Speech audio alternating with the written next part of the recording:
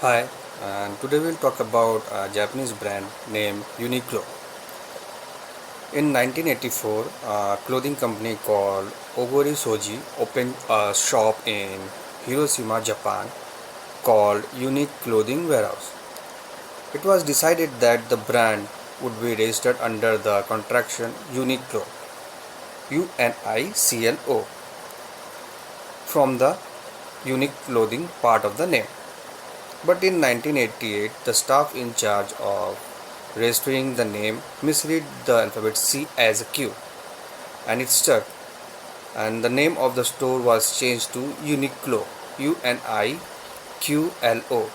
And then, and then 10 years from the date of its first opening, the store were over 100 of popular casual clothing shops in Japan.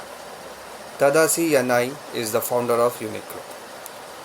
In early 1990s, a recession in Japan helped put Uniqlo on the map. People wanted cheaper clothes and Uniqlo delivered. In 1993, Tadashi made a move that was absolutely unprecedented for a Japanese company. He shifted all production to China. This allowed him to cut the cost of the clothing he sold and further increase profits. Uniqlo in general is not about style. It specializes in basics. It sells clothing, not fashion. Unlike competitors Zara and H&M, which produce hundreds of different trendy products each season, Uniqlo's staples are jeans, sweaters, jacket, etc. Uniqlo does not pay attention to trends. It sells pieces that fit seamlessly into the customer's wardrobe. Uniqlo's slogan is made for all, and the company means that Uniqlo's clothing is made for all people irrespective of age, gender, disability and so on. It also reflects in other parts of the company, including the model in its advertisements and selection of the global brand ambassadors. Uniqlo, Uniqlo has very strong merchandise presentation in its stores, which reflects its strength in products planning.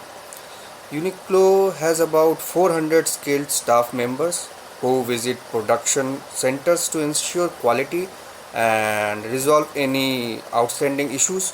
Production centers are located in China, Dhaka, Jakarta, and Istanbul. In 2016, Uniqlo has a value of 7 billion and ranked 91 on the Forbes list of the world's most valuable brand. It is the third largest fashion brand in the world behind H&M and Zara. Global Japanese retailer Uniqlo has opened its first store in India on October 2019 at Ambience Mall, Vasantpur, New Delhi.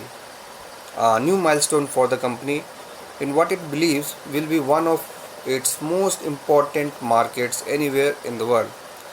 The launch of Uniqlo in India also marks the debut of its concept Livewear.